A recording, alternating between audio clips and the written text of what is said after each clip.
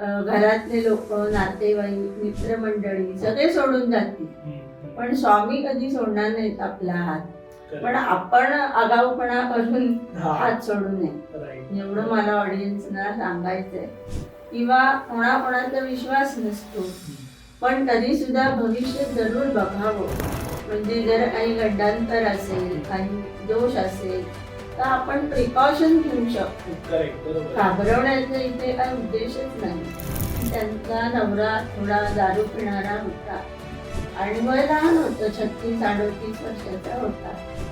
पण तरीही मला असं नेहमी वाटायचं की हा माणूस काही म्हणजे जगणार नाहीये फारसा. तर तशी कल्पना मी त्या काकूंना दिलेली होती. आता लग्नाच्या केसेसमध्ये असं आत्ता उदाहरण आलं की 25 तोळे 30 तोळे ठरलं होतं त्यांच्या बैठकीमध्ये, तर 15 तोळे दिलं. त्याच्यावरनं घटस्फोटाला आता त्यांनी नोटीस पाठवलेली आहे. आता अशी केस आली माझ्याकडे की लग्न झालं, 3 वर्ष झाली लग्नाला, पण मुलबाळ होत नाही. मुलगी आहे बरं का, पण मुलगाच हवा. आणि त्याच्यावरनं त्यांनी सोडलेलं आहे त्या नवऱ्याने. आता याला काय म्हणायचं. आणि मुलगा आला होता माझ्याकडे, तेव्हा तो 12वीत झाला होता. पण त्याच्यानंतर मला असं आलं की हा तर त्यातले दिवस चांगले, त्याच्याकडे हुशारी आहे, तर यांनी कॉम्प्युटर फील्डची काही कोर्सेस करावे. तर त्याप्रमाणे त्यांनी ते कोर्सेस केले व त्याला अमेरिकेमध्ये जाण्याची संधी मिळाली.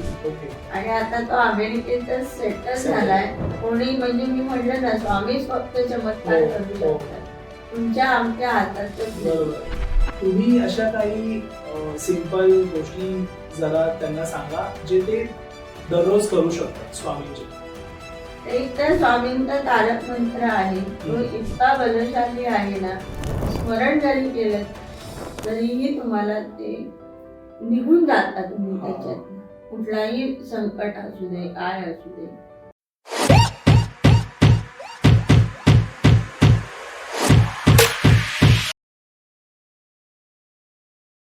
नमस्कार मित्रांनो, स्वागत आहे तुमचं अजून एका नवीन पॉडकास्टमध्ये. तर आजच्या पॉडकास्टचे जे गेस्ट आहे त्यांचं नाव आहे सुचिता गोडबोले मॅम. आणि बरेच ऑडियन्स त्यांना आधीपासून ओळखतात, बऱ्याच पॉडकास्टमध्ये त्यांना पाहिलं आहे. मॅम, स्वागत आहे तुमचं आपल्या पॉडकास्टमध्ये. नमस्कार. तर सर्वांना माहिती आहे की तुम्ही भविष्य बघता, फेस रीडिंग करता, इंट्युशन, ऑरावरती तुम्ही काम करता आणि त्याचे रिझल्ट्सही खूप चांगले आहेत, लोकांचा रिव्ह्यूज चांगला आहे.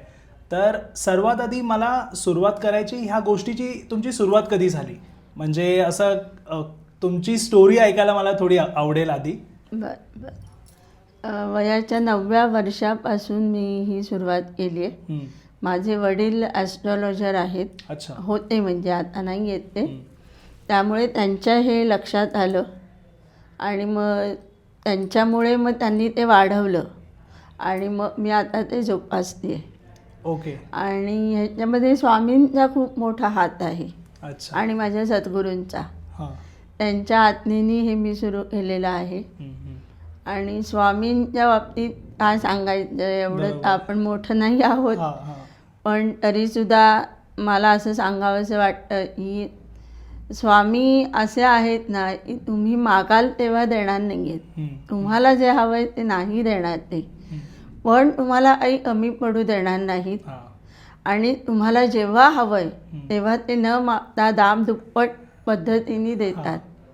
त्यामुळे स्वामींवरती नितांत विश्वास ठेवा. माणसं, घरातले लोक, नातेवाईक, मित्रमंडळी सगळे सोडून जातील, पण स्वामी कधी सोडणार नाहीत आपला हात. पण आपण आगाऊपणा करून हात सोडू नये, एवढं मला ऑडियन्सना सांगायचं आहे. किंवा आज मी पण जे काही पण आहे, मला सुद्धा ते वेळोवेळी दाखवून देतात जरा मी हवेत गेले की. त्यामुळे कोणालाही सोडत नाहीत ते. आणि ह्याच्या मागे तपश्चर्या आहे, उपासना आहे, सद्गुरूंचा, स्वामींचा आशीर्वाद आहे. त्याच्यामुळे इथपर्यंत येऊ शकले मी. आणि आता ह्या सोशल मीडियामुळे लोकांपर्यंत जाण्याचा मला छान अनुभव येतो आहे. खूप ऑडियन्स वाढला आहे माझा, किंवा क्लायंट्स वाढले आहेत. पण हे कुठेही असं नुसतं फसवणूक किंवा असं काही नाही आहे. करेक्ट. जे मला समजतं मग ते पॉझिटिव्ह आहे निगेटिव्ह आहे ते ऐकायची ताकद हवी. बरोबर आहे. ही आई कुठेही असं तुम्हाला चांगलं वाटावं म्हणून मी सांगणार आहे असं असेल तर नाही होणार तसं. किंवा कोणाचा विश्वास नसतो, पण तरीसुद्धा भविष्य जरूर बघावं. म्हणजे जर आई गंडांतर असेल, आई दोष असेल तर आपण प्रिकॉशन घेऊ शकतो. करेक्ट. बरोबर. घाबरवण्याचा इथे काही उद्देशच नाही आहे. त्यामुळे स्वामी जे सांगतात ते मी सांगणार. माझ्या मनातलं काही मी ते बोलूच शकत नाही. इव्हन मी असं ठरवलं ना की नाही आता या माणसाचं असं होत नाही, वेगळंच निघतं माझ्या तोंडातनं. ओके. त्यामुळे हे सगळ्यांनी आधी समजून घ्या की हे कुठेही फसवणूक नाही आहे. वेळेचं बंधन थोडंसं ठेवलेलं आहे मी.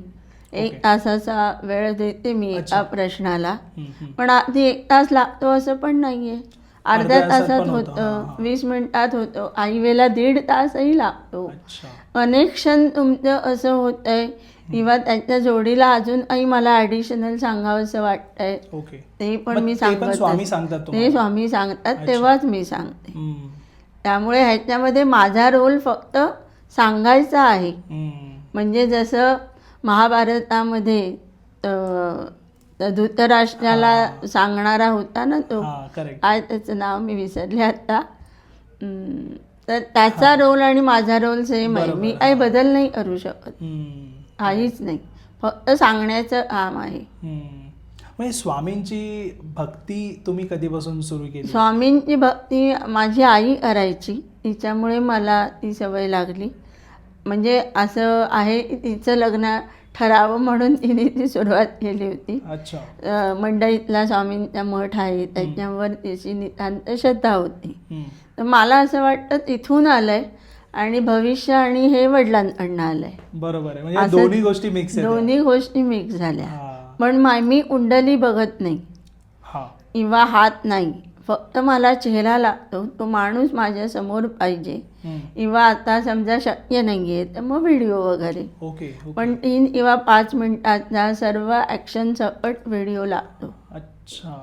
तरच मी सांगू शकते.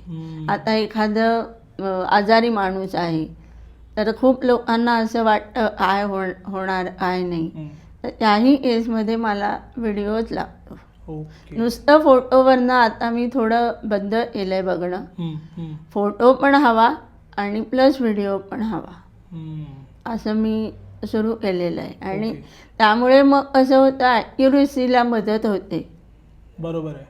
आणि आपल्याला ॲक्युरेसी हवी आहे ना, म्हणून ते थोडंसं लोकांना असं वाटतं की व्हिडिओ कशाला लागतो, किंवा काही जणांना घाबरतात ते की काही कोणाला सांग, पण असं काही गॉसिपिंग वगैरे काही होणार नाहीये माझ्याकडे. म्हणजे लोक घाबरतात की गैरवापर होईल काय, पण असं कधीच माझ्याकडनं तर नाही होणार. त्यामुळे तेवढा विश्वास ठेवावा आणि मगच लोकांनी अपॉइंटमेंट घ्यावी. आणि इथे ना तुमचा विश्वास ही पहिली गोष्ट आहे. तुम्ही विश्वासाने आलात ना तर तुम्हाला तसे रिझल्ट मिळणार. बरोबर. आता ह्या गोष्टीमध्ये आध्यात्मिकची पण समोरच्या व्यक्तीची तितकीच त्यांचा पण विश्वास पाहिजे तेवढी. आणि मी असे अघोरी उपाय सांगतच नाही, छोटे मोठे आध्यात्मिक उपाय सांगते आणि त्यांनी सुद्धा आपल्याला बऱ्याचशा गोष्टींवरती मात करता येते. पण ते अंतःकरणापासून पाहिजे, मनापासून पाहिजे, तरच ते होतं, नाही तर नाही होत. त्यामुळे नुसतं पारायण करून किंवा असं नुसतं वाचन करून असं नाही होणार, त्याचा अर्थ पण समजून घेतला पाहिजे तुम्ही. बरोबर आहे. म्हणजे आत्ताच एक असं उदाहरण झालं की आपण असं म्हणतो की आपण देवदर्शनाला जाऊया, पण असं नाही हो. त्याची परवानगी असल्याशिवाय, त्याचं बोलावणं असल्याशिवाय त्याच्या दाराशी तुम्ही पोचू शकत नाही. म्हणजे माझ्याकडे असं उदाहरण आहे, तिकीट काढलेलं आहे किंवा इव्हन असं म्हणू त्या दरवाजात ते गेले पण ते आतमध्ये नाही जाऊ शकले, कारण त्यांची तब्येत बिघडली, काय झालं, ते रिटर्न आले, दर्शन नाही घडलं. म्हणजे ह्याच्या मागे कुठेतरी परमेश्वराची परमिशन असायला लागते. म्हणजे कोणीही कोणाबरोबर जायचं किंवा असंही होतं, कोणाचं तिकीट कॅन्सल झालं तर त्याच्याऐवजी दुसरा माणूसही Replace जातो. होतो. हां. कारण त्याचं बोलावणं असतं, असतं. त्याची मागणी असते. करेक्ट. इथे मागणी तसा पुरवठा आहे. हां. त्यामुळे असं त्याच्यामध्ये खूप महत्त्वाचं आहे की तुमची ओढ अशी आहे, ते फार महत्त्वाचं आहे. करिअरच्या बाबतीतही मी गायडन्स देऊ शकते. ओके. आता एक माझ्याकडे क्लायंट होती, एक 15-20 वर्ष आम्ही आरामात ओळखतो एकमेकांना. त्याच्यामध्ये 2 गोष्टी आहेत की त्यांचा नवरा थोडा दारू पिणारा होता आणि वय लहान होतं, 36-38 वर्षाचा होता. पण तरीही मला असं नेहमी वाटायचं की हा माणूस काही म्हणजे जगणार नाही आहे फारसा. तर तशी कल्पना मी त्या काकूंना दिलेली होती. त्यामुळे त्यांनी काय मनाची तयारी झाली आणि खरोखर त्यांचं लिव्हर फेल्युअर झालं आणि ते गेले 1 वर्षामध्ये. मग त्याच्यानंतर त्या एका शाळेमध्ये लागल्या आणि मग त्यांनी मुलींना मोठं केलं. आणि त्यांच्याच मुलीची गोष्ट अशी आहे की 12वीपर्यंत कॉमर्स केलं आणि नंतर टाईमपास म्हणून ती एका दवाखान्यात लागली आणि तिला त्याची आवड तयार झाली आणि नंतर ती नर्स किंवा मेडिकल फील्डशी रिलेटेड तिने आता नर्सिंगला ॲडमिशन घेतली. ओके. आणि हे मी त्यांना आधीच सांगितलं होतं की असं असं होणार आहे, हिच्या काही ना काहीतरी मेडिकल फील्डशी संबंध येणार आहे. पण डॉक्टर तर होणं शक्य नव्हतं कारण तेवढी ती हुशारही नव्हती किंवा त्यांची ऐपतसुद्धा नव्हती. बरोबर. पण तरीही ती आज नर्स म्हणून आता तिचं कम्प्लीट होईल शिक्षण राईट. आणि आपल्या पुण्यामध्ये ती आता काम करते चांगल्या हॉस्पिटलमध्ये. म्हणजे असे झालं ना की खूप आनंद होतो. बरोबर आहे. आणि ह्याचं पैशामध्ये कुठेही तुम्ही तोलू शकत नाही. त्यामुळे हे असं लोकांनी फीडबॅक द्यावा असा माझा आग्रह आहे त्यांना. बरोबर आहे. आणि मला तर समजणार नाही कोणाच्या आयुष्यात काय चाललंय, पण जेव्हा जेव्हा असं होतं ते आपणहून सांगतात तेव्हा खूप छान वाटतं. आता लग्नाच्या बाबतीमध्ये मी 2-4 गोष्टी अशा माझ्या मी जेव्हा एखादा मुलगा किंवा मुलगी येतात माझ्याकडे किंवा व्हिडिओ कॉल होतो तेव्हा मी त्यांना तेच सांगते की पहिलं म्हणजे कॅरेक्टरला महत्त्व द्या, दुसरं एज्युकेशन, तिसरं पत्रिका तुमची बघणार असाल तर, आणि आता चौथं माझ्या असं लक्षात आलं आहे की मेडिकली अनफिट असतात मुलगी किंवा मुलगा. त्याच्यामुळे आधी तर आपल्याला हे कळू शकत नाही आणि लग्न संस्थेचा अर्थच तो आहे की पुढे वारसा चालला पाहिजे. बरोबर. तर मेडिकलशी रिलेटेड काहीतरी एक लॉ तयार व्हावा लग्न संस्थेमध्ये असं मला नेहमी वाटतं. कारण त्याच्यामुळे अनेक मुलींची अनेक मुलांची आयुष्य उद्ध्वस्त होताना मी पाहते. आणि त्याच्यामुळे असं वाईट वाटतं, डिवोर्स होतो, काय करणार ना, असं तर राहू शकत नाही. आणि ते काही चुकीचं आहे असं मला वाटत नाही. आता आई मुलगी किंवा मुलगा ॲडजस्ट करतात पण सगळे नाही ना करत. राईट. आणि ही ॲडजस्ट करण्यासारखी गोष्टच नाही आहे. त्यामुळे असा काहीतरी कायदा व्हावा लवकरच आणि तो होईलच असंही मला वाटतंय. बरोबर आहे, होईल ते. कारण जास्त केसेस आहे म्हटल्यावरती कुठे ना कुठे गोष्टी हायलाइट होतात. खूप होतात. त्याच्यामुळे डिवोर्स आपण थांबवू शकतो, भांडणं त्याच्यावरनं होतात ती थांबवू शकतो. आता लग्नाच्या केसेसमध्ये असं आत्ता उदाहरण आलं की 25 तोळे 30 तोळे ठरलं होतं त्यांच्या बैठकीमध्ये मुलीच्या साईडने द्यायचं, तर 15 तोळे दिलं. त्याच्यावरनं घटस्फोटाला आता त्यांनी नोटीस पाठवलेली आहे. आता ह्या केसमध्ये किती म्हणजे हे बरोबरच नाही आहे ना की तुम्हाला मुलगीमध्ये काही खोट ठेवण्यासारखं पण नाही आहे. पण तरीसुद्धा त्यांना पैसा सोनं नाणं महत्त्वाचं आहे. तर त्याला आता इथे सुद्धा काहीतरी त्यांनी आवाज उठवला पाहिजे. रिटर्नमध्ये आहे सगळं म्हणल्यावर तर नक्कीच झालं पाहिजे ते. पण असं कुठेही फसवणूक होते असं वाटलं की आवाज उठवलाच पाहिजे. हो, कारण हे फार होत आहे हल्ली, खूप होत आहे.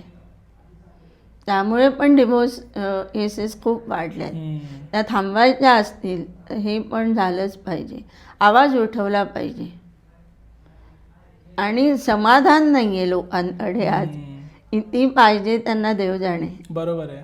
असं होत नाही ना, प्रत्येक मुलीच्या आईवडिलांची तेवढी परिस्थिती असतेच असं नाही आहे. आणि असं वाईट वाटतं मग असे केसेस पाहते ना तर खूप वाईट हल्ली वाटतं. प्रकरण जास्त वाढलंय, खूप जास्त झालंय. म्हणजे मग मुलीसुद्धा आहेत तशा, असं मी म्हणत नाही की मुलीसुद्धा मुलाचा पैसा प्रॉपर्टी बघून आई मुली मुद्दामून फसवणाऱ्या पण आहेत. दोन्ही बाजूनी आहे. प्रिकॉशन घ्यायला पाहिजे, चौकशी केली पाहिजे, त्याच्याशिवाय नाही आपण पुढे जायचं. किती वेळ लागला तरी चालेल, किंवा उशीर होतोय लग्नाला म्हणून मग कोणालाही हो म्हणलंय, अशाही केसेस आहेत. असंही नाही करू. आणि एखाद्याच्या आयुष्यामध्ये लग्न नसेल तर नसतंच ते. म्हणजे माझ्याकडे असं उदाहरण आहे की 3 वेळेला लग्न ठरलं आणि लग्नाची तारीख ठरली, पण असं काहीतरी गोष्टी झाल्या की त्या मुलीकडनं तरी तुटलं किंवा मुलाकडनं तरी तुटलं. त्यांना मी सांगते अहो नाही आहे तुमच्या आयुष्यामध्ये लग्न, तर ते ऐकत नाही, मानायला तयार नसतात. बरोबर.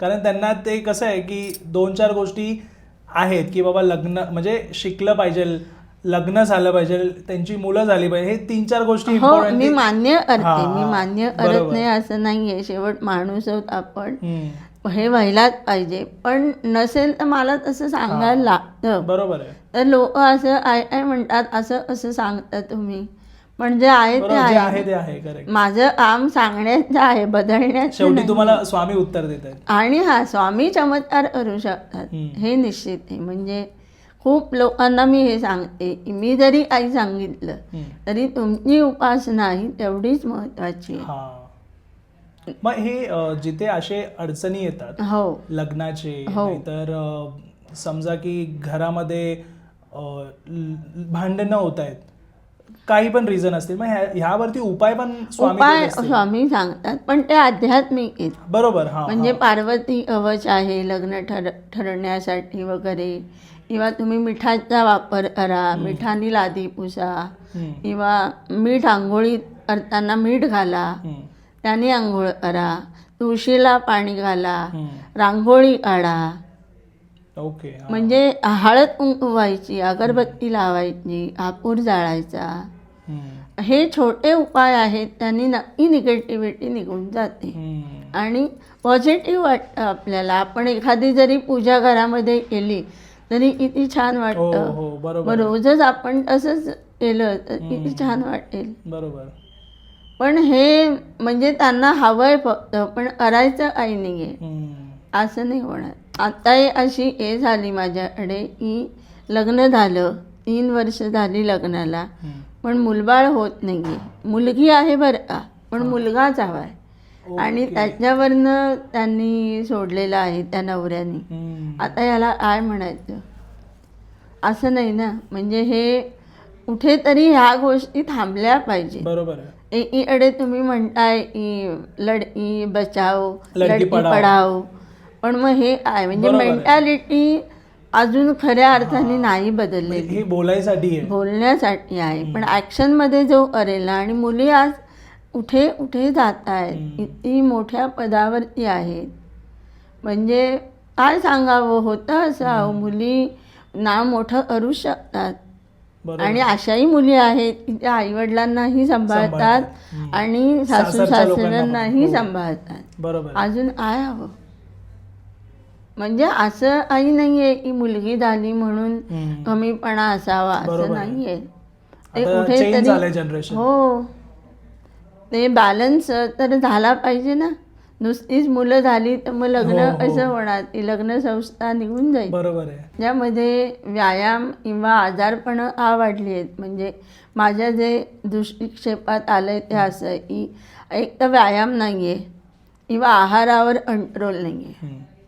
मनात आलं की ते खाल्लं जातंय, त्याच्यामुळे मग जाड वाढणार किंवा तुम्हाला नको नको ते रोग होऊ शकतात. कारण हल्ली खूप आई रोग नवीन नवीन येत आहेत. तर आपण करोनामध्ये अशी काळजी घेतली तशी घ्या नाही तर वेळेला पण नक्कीच हे कमी होणार आहे प्रमाण. आणि आता सगळ्यांचे बसून काम आहे, तर एक एक तासाला उठा, जरा चाला फिरा, त्याच्यामुळे पण भरपूर फरक पडतो. एका ठिकाणी बसून राहिला तर आजारांचं प्रमाण वाढणारच आहे. 40 नंतर तर वाढतंच वाढतं. मग ते पुरुष असो नाही तर महिला असो, बरोबर, ते वाढल्याशिवाय राहत नाही. तर आहे म्हणजे खूप लोक कॉन्शियस पण आहेत, नाही असं नाही, व्यायामसुद्धा करतात. पण तरीही थोडंसं स्वतःहून पॉझिटिव्हिटीने केलं तर त्याचा परिणाम होतो. राईट. त्याच्याशिवाय होणार नाही ते, म्हणजे कंट्रोलमध्ये येणार नाही. करेक्ट. हां एक हेच आहे की आपल्या पुण्यातलीच आहे. तर आई आणि मुलगा आला होता माझ्याकडे, तेव्हा तो 12वीत झाला होता. पण त्याच्यानंतर मला असं आलं की हा तर याचे दिवस चांगले आहेत, त्याच्याकडे हुशारी आहे, तर ह्यांनी कॉम्प्युटर फील्डची काही कोर्सेस करावेत. अच्छा. तर त्याप्रमाणे त्यांनी ते कोर्सेस केले. मग त्याला अमेरिकेमध्ये जाण्याची संधी मिळाली. ओके. आणि आता तो अमेरिकेतच सेटल झाला आहे. आणि लग्न त्याला पहिल्यापासूनच करायचं नव्हतं, त्याच्यामुळे मीही सांगितलं होतं की, आणि तो लहान आहे वयाने, म्हणजे असं नाही आहे की आता लग्नाचं वय केलं आहे वगैरे, पण तरीही मला अजूनही येत नाही की त्याचं लग्न होणार आहे.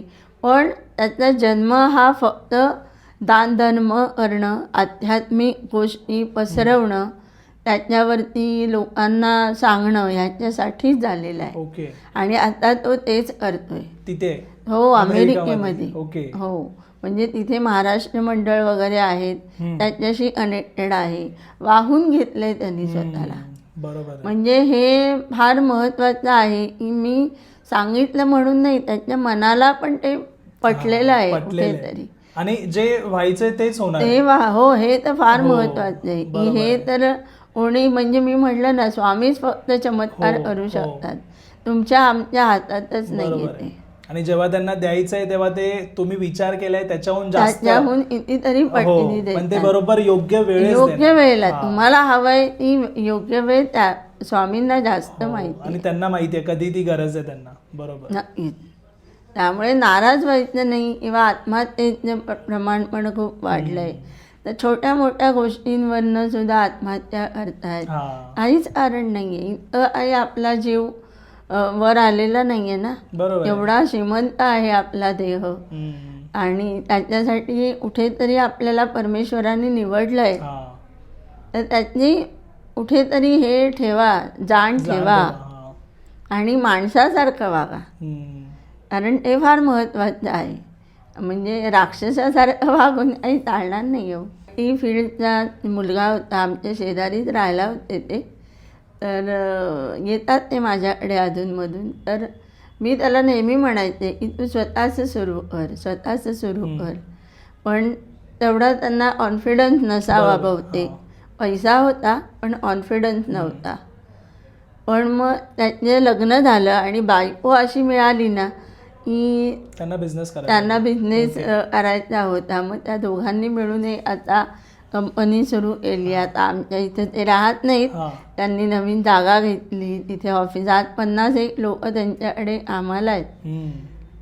म्हणजे हे ते आलं. आता त्यांना मी रोज बघत होते, त्याच्यामुळे त्यांना सांगितलं मी ते. पण ते घडतंच, तुमच्या नशिबात असेल तर ते तुम्हाला मिळाल्याशिवाय राहत नाही. बरोबर. ओरबाडून नाही घ्यायचं आपल्याला, पण जे मिळालंय ते स्वीकारा ना, आनंदाने स्वीकारा. आणि आज छान त्याची कंपनी चालू आहे. आउट ऑफ इंडिया सुद्धा तो भरपूर वेळेला जातो. अजून विचार पण केला नव्हता तितकं चांगलं आता चालू आहे. छान आहे. आता हे एन्झायटी आणि डिप्रेशनच्या केसेस खूप येत आहेत माझ्याकडे. म्हणजे त्याच्यामध्ये फक्त तुमचं मेडिटेशन होणं आवश्यक आहे. मेडिटेशन आणि नामस्मरण झालं ना तर नक्की या एन्झायटीमधनं तुम्ही बाहेर पडता. आणि काही ठिकाणी ज्योतिषी किंवा असे ॲस्ट्रॉलॉजर आहेत ते घाबरवून सोडतात. तर आपल्याला इथे घाबरवायचं नाही आहे, कल्पना द्यायची, पण म्हणजे आत्ता एक उदाहरण असं आलं की त्यांना सांगितलं की आता तुम्ही फार आज जगणारच नाही आहे ओके. असं डायरेक्टली सांगितलं आणि ठणठणीत आहे ती बाई. हां, हां. आणि मग त्या माझ्याकडे आल्या, पण आता ते त्यांच्या मनामध्ये राहिलेलं आहे ना, बरोबर त्यामुळे त्यांना ते सारखं आई नाही झालेलं तरी असं वाटतं बरोबर आहे. हां. की मला काहीतरी झालंय, मला कारण काहीतरी तेच होणार विचार आहे. आहे त्यांच्या डोक्यात. तेच विचार आहेत आणि हे विचार जे आहेत ना ते घालवण्यासाठी हो. एक तर सद्गुरू पाहिजे, गुरु पाहिजे, बरोबर आहे. कुठेतरी श्रद्धा विश्वास पाहिजे, त्याच्याशिवाय नाही होणार आहे. राईट. मरण किंवा मृत्यू असं सांगत नाही मी, पण एखाद्या एजमध्ये जर ते सांगणं महत्त्वाचं आहे हां. तर ते सांगावंच लागतं मला. महत्त्वाची केस म्हणजे जसं समोरचा व्यक्ती एकदम आजारपणामध्ये आहे वगैरे तसं की- नाही असं काही नाही, ओके. असं काही नाही. म्हणजे आजारीत पाहिजे असं नाही आहे, हम्म. आजारीत पाहिजे असं नाही आहे. आजारी नसताना सुद्धा काही वेळेला असं होतं, हां. अपमृत्यूचे योग असतात. मग ते सांगायचे का नाही असे खूप लोक म्हणतात. कोणी हो म्हणतं, कोणी नाही म्हणतं, पण प्रिकॉशन तुम्ही घेऊ शकता ना, बरोबर आहे. म्हणून ते सांगायचे. मानलेली बहीण भाऊ असं नसतं, कारण खूप अशी उदाहरणं माझ्या जवळपास आहेत.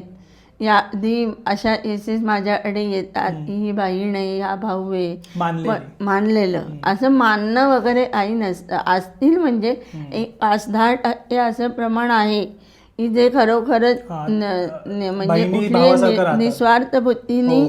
करत असतात. पण 90% लोक अशीच आहेत की चुकीचंच असतं, ते नातंच चुकीचं असतं. मग त्यांना आईवडिलांना असं सांगितल्यावर शॉक बसतो आणि पुढे जाऊन तसंच घडतं की ते दोघंच लग्न करतात. अच्छा. ओके.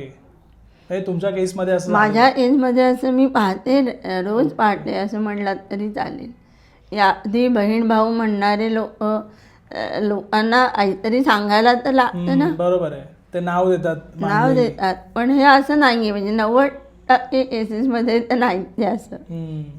पण असं तुम्हाला का वाटतं की भविष्य पाहावे?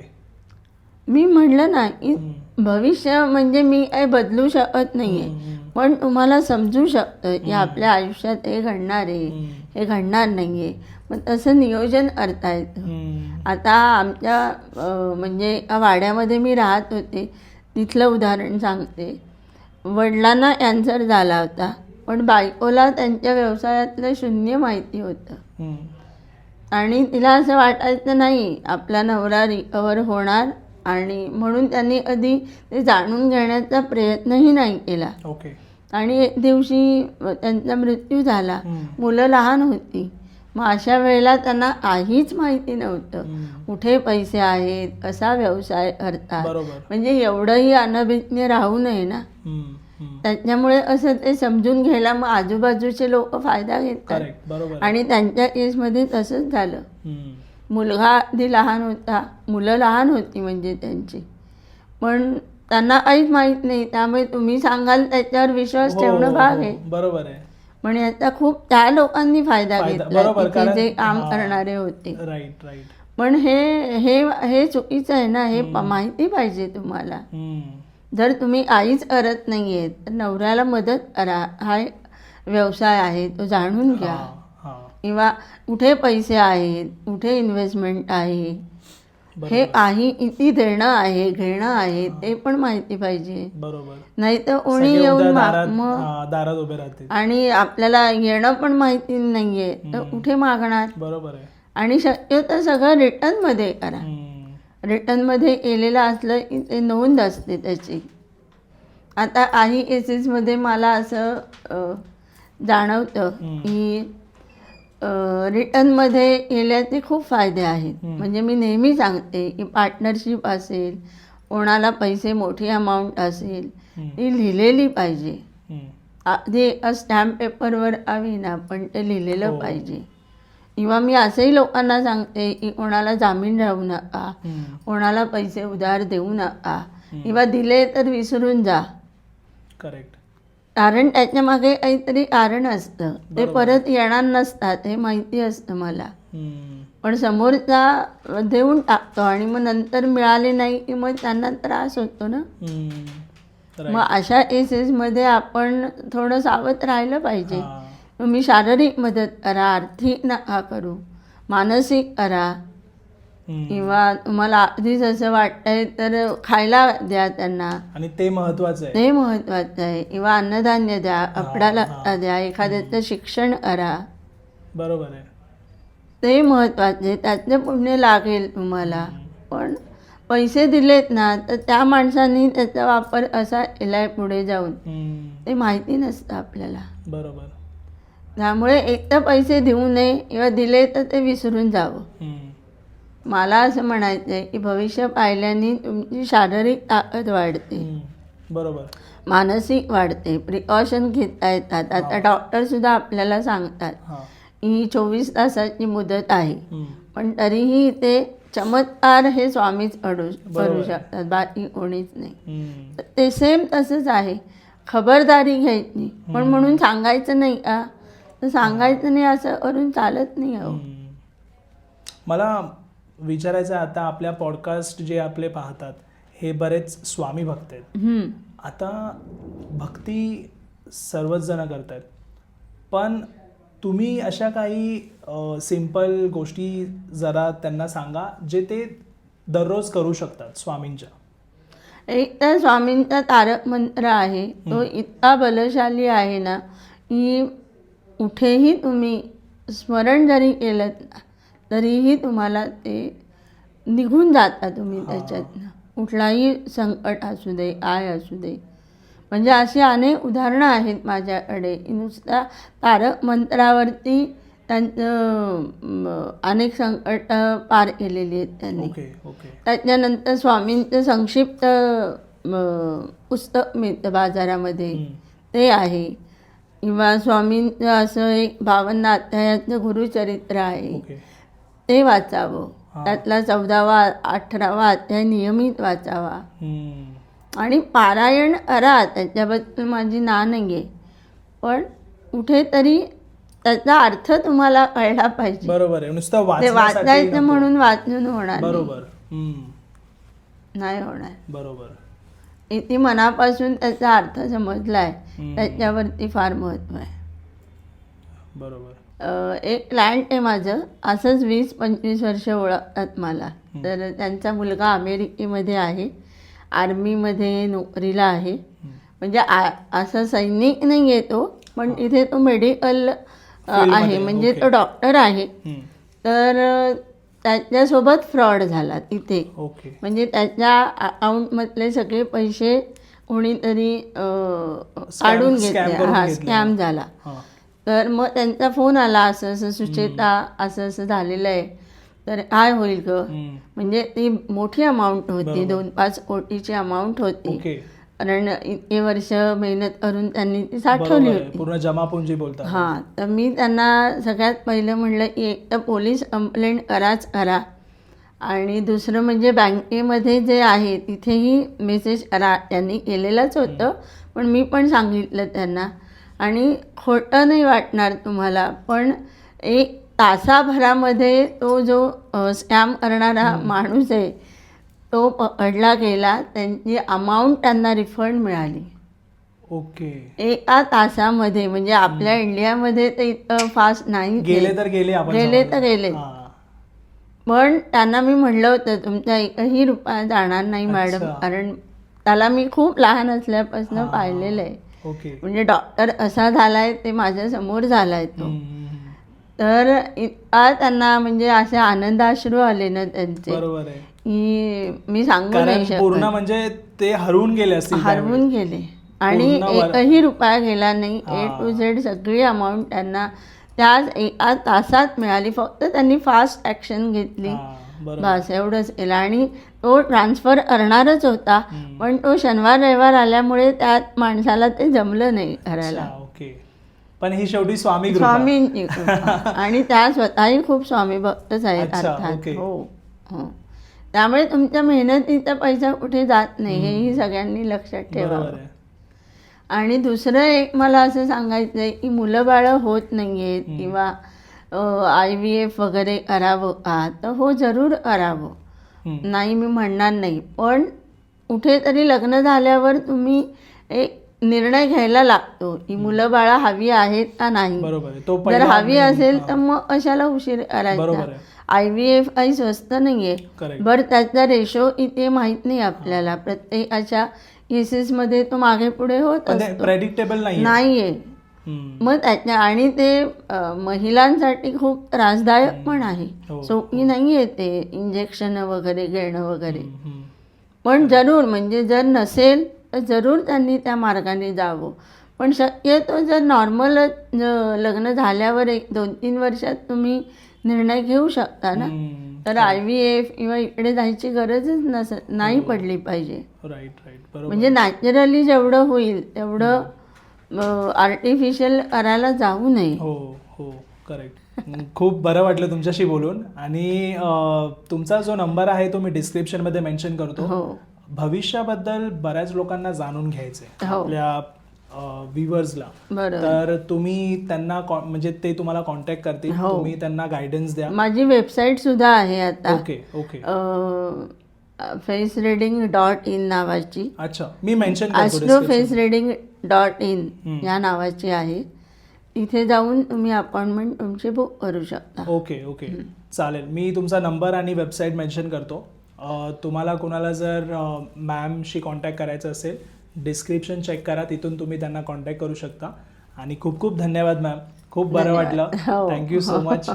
तुम्हाला हा पॉडकास्ट आवडला असेल तर लाईक, शेअर आणि चॅनलला सबस्क्राईब नक्की करा. धन्यवाद.